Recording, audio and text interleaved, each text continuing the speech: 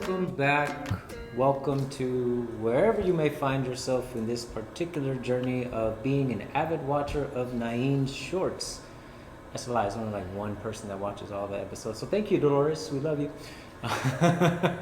For the rest of you, hopefully this is entertaining and you like it and you like and subscribe and share with your friends and so on and so on and so on, because apparently YouTube likes when people do that and it helps the channel keep going or something or other. I don't know what the spiel is, but help us out if you can. If this is your first video, please keep in mind that this beautiful Klingon weapon, yes, it is live, yes, it is very sharp. It is brought to you by Wolf's Den Armory. Our good friend John Atkinson made it. Actually, this is the second one because somebody complained and wanted the first one, so then he had to make a second one. For this particular raffle, we are raffling off this item. $5 a ticket. $5 can get you this blade that's well worth several hundred in just the work alone, let alone materials. So definitely buy one. Venmo, Zelle, reach out to us. We'll figure something out. We'll get the ticket under your name and we'll raffle it off in September. It's coming up, folks. It's only a few weeks away, and get your hands on it as soon as possible. Now, before we continue to today's topic, I do want to talk about the 30th of September. It is the OKO. It's a training camp. It's all day. It's a Saturday. So look out for that. Reach out to Dennis Duarte or go to the OKO page if you're a member. If not, reach out to Dennis. He'll give you all the information you need so you can come train with various instructors on various arts and techniques. And you can bring your class with you. You're flying solo, bring fellow students, whatever the case may be, but keep an eye out for it. It is here in the Bay Area. It's in Pleasanton, so it's not that far. So all of you who are local, get your asses out there. It's going to be a fun time. We'll definitely be there. We'll bring some of our students, and we'll just enjoy a day of training in the sun if the class is big enough. Otherwise, there's an indoor that we can train as well. So again, look out for that. Now, today I want to talk about a topic that's very, very dear to my heart. Now, the reason why it's very dear to my heart is because, for those of you who don't know, I have two young daughters. One's 13, one is 9. And I made a joke. Well, it wasn't really a joke. I actually meant it. My mom took it as a joke. When my wife was pregnant with our first, I told her, Mom, now that I know I'm going to have a daughter, I'm going to raise her a warrior.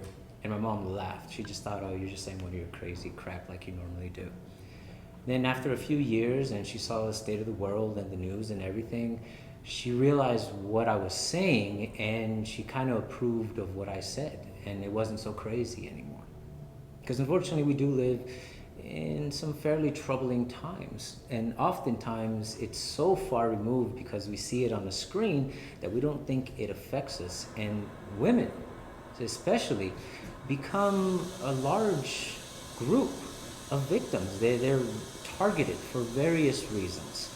And I want to talk about women in training and how do we enhance that to make sure not only that the women that are training are well off, being able to protect themselves, know enough that they'll be able to do something effectively so they don't become a victim.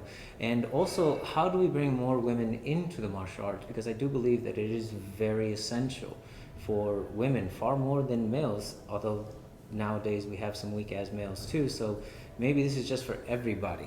But I want to focus on the women in the martial arts because thanks to colleague conversation, I've had the opportunity to speak to a lot of instructors, a lot of female instructors who have come up through some harsh years of training. Many of the stories are very similar. They go into a class and they're one of maybe 3 or 4 women, and we're talking about a class of 30 to 35 people. So a large group, and only about 5 of them are women. And out of those 5, only that one that we talked to lasted long enough to reach a teacher level or to get a certain degree in their studies.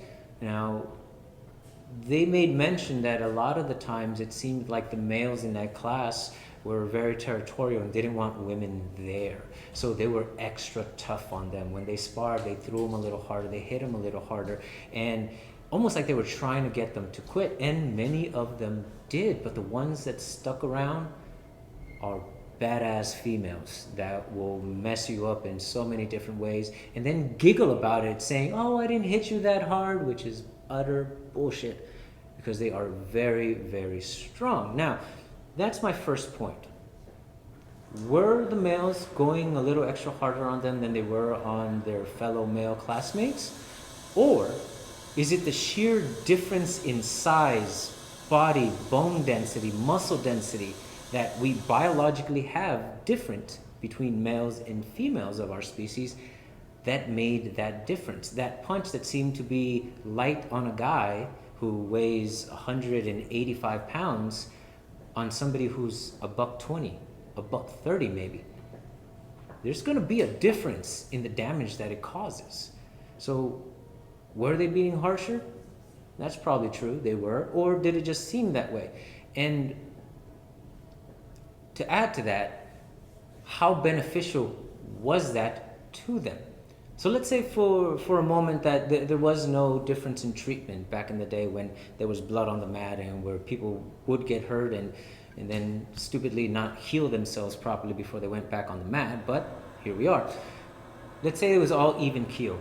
They punched each other just as hard as they did somebody else. That same punch now affects somebody smaller a lot more than somebody who's the average size of the person throwing the punch. All of a sudden their mindset has changed. Their ideas of what it means to get hit is different because their body takes it a certain way. Their bodies can't handle it. So it toughens them up. But more importantly, it gives them a mindset to say, I gotta do this better. I gotta do this more effectively. I gotta use more technique because I am lacking strength.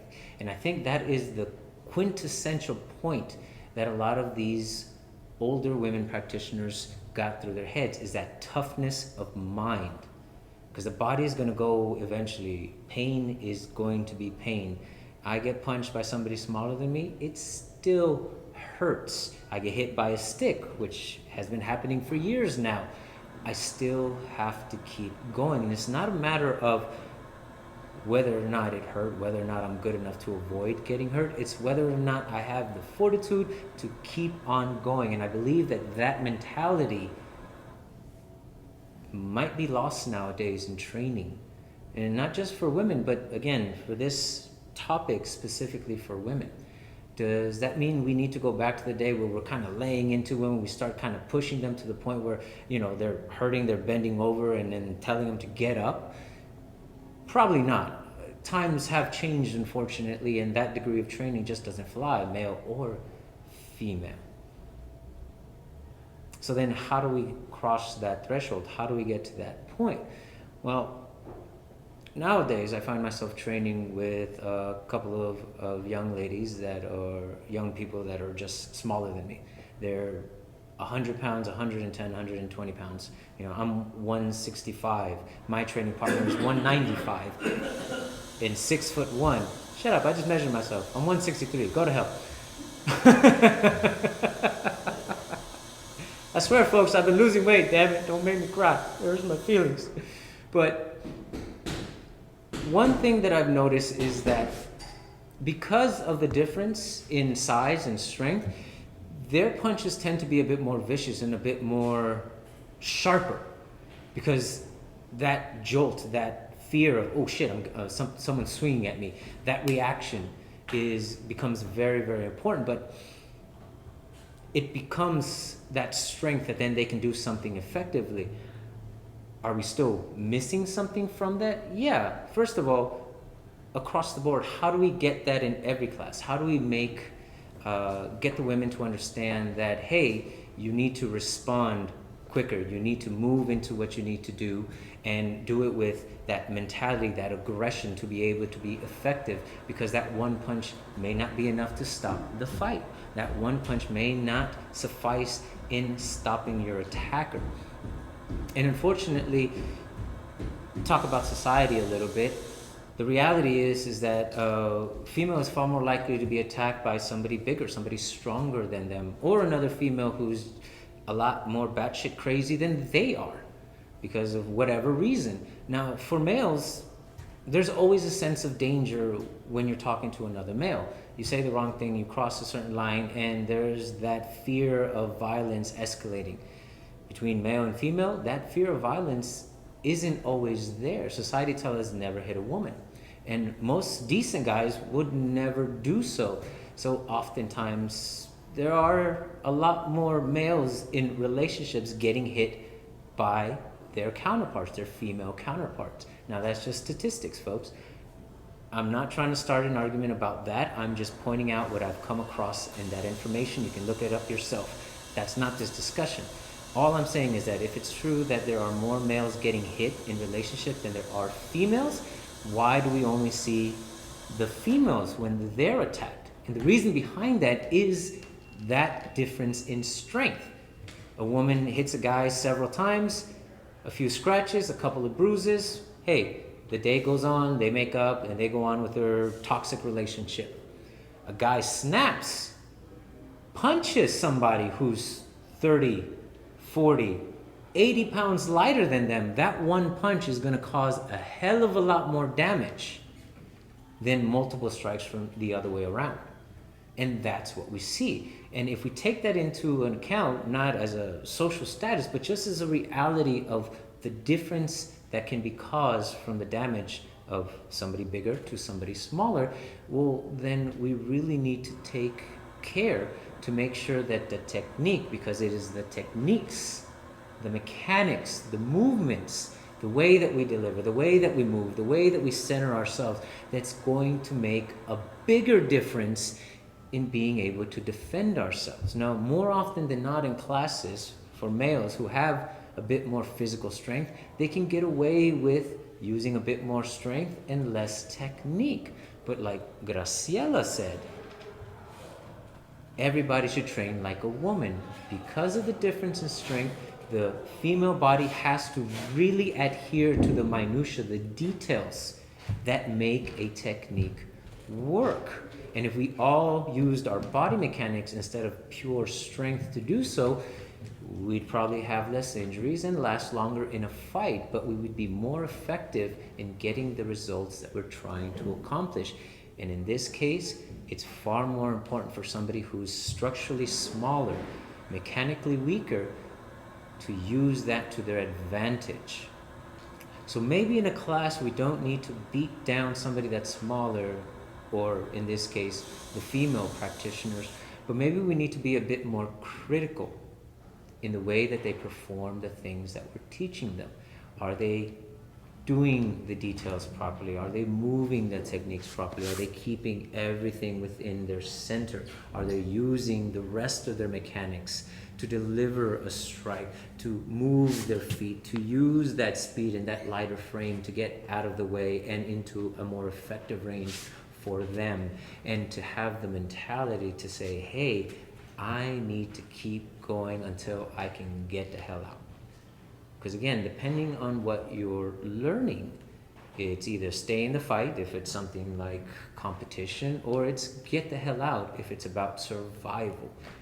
And the mindsets are a little different. Now, I've met some female practitioners younger than me that are tough as nails. And they don't know how to go soft. They don't know how to do things gently. They just go. And it's pretty painful. And you kind of have to call them out sometimes on it, because it's not a matter of proving anything, but also for them, in their minds, they're just going the speed in which they learned. And there are some older teachers that were able to instill that into their girls. Unfortunately, there was also some falling apart because sometimes that went a little too far. And we have to really gauge that. We're not trying to harm the female practitioners, but we need them to understand. And that's the key. It's that understanding. If it makes sense in your mind, your body is going to respond properly. Can you show somebody a technique, a move, something, a simulated fight, where you're not actually making contact, but you startle them to the degree where in their mind they were beaten? And that requires understanding, and we need to then explain to them those differences. What happens in this situation? What's the reality outside of this class. You did great here, but that's not going to work out in the street when somebody's attacking you aggressively. And it's not a matter of beating them down physically, but understanding that that would be the more realistic result from what they're doing. And then showing them where they need to be so they can work towards it.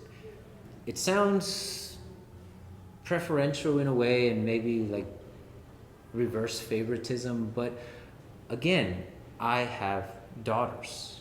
I made the choice to raise them as warriors since they were babies. Since they were 2 years old, I've been play fighting with both of them, just like little boxing, and they have fun and they enjoy it. What they may or may not have known at the time, they know now because I told them that I would tag them a little harder every time. I would tap them. Not to the point where it's abuse, so don't call anybody, people. Come on. They're very happy and healthy kids. But little by little, I've been conditioning them physically. I don't beat them. I don't do punishment like that, but they understand. And as I've gotten better in my own practice, my light taps have become heavier as well. And folks, I'll tell you right now, both of my children are a lot tougher than most of the boys their age. And they're still just as sweet. And that's the other part of it. That's the other mental aspect of this situation, is that a lot of young females don't want to hurt somebody. The other day, my nephews and my 9-year-old were playing. One of my nephews is a little younger than her. The other one is older. And the younger one, he's an athlete. He does football. He does baseball. He's very active. That's kind of how little boys get conditioned, how we get tougher. We do physical activity. We do things that one way or another kind of toughen us up. And we're also kind of dumber, so we tend to fall a lot and get hurt. And if we're having fun, we brush it off. And that's one of the ways that little boys kind of toughen up. Little girls, not so much. So I made sure to introduce that to my daughters. And my daughter started crying. I just heard crying. I went outside and she was scared. And I said, "What's wrong, baby? Did you get hurt?" And she was like, "No, I hurt them. And I feel so bad for hurting them." So she's still incredibly sweet. She's still incredibly caring. And she felt bad, but they were roughhousing and she hurt the other two boys. But it's kind of a proud moment for me because she was crying because she hurt somebody. So she's still very tender, but she was able to hurt someone that was bigger than her and somebody that was maybe just as tough as her. Because that's how I've been raising them. There was a point a few years ago when we made a comment about Rico and I leaving them in the car. And my oldest says, "Oh, you guys don't have to worry about it. Because I'm a scratcher and she's a biter." And Rico's like, "I feel bad for anyone who tries to break into that car."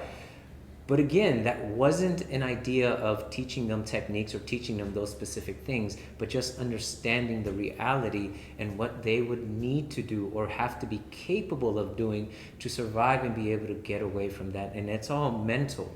So if there's a way that we can do that more and really emphasizes and get this point across, then I think we can supplement for the toughness that was done way back in the day in a bit of a tougher training time. So if you have any ideas, any comments, please feel free to share them. How do you toughen up the women? Do you give them any sort of special preference? How do you keep them from falling into the rut of just going through the motions and really adhering to the details of what they have to do, because we know that that's what's going to save them? And how do we keep ourselves from coddling them to the degree where they just feel entitled instead of feeling like they need to go as hard as they can to be able to get out of a bad situation? Thank you very much for joining me on another one of Nain's Shorts. To the next one. 3, 2, 1, cut!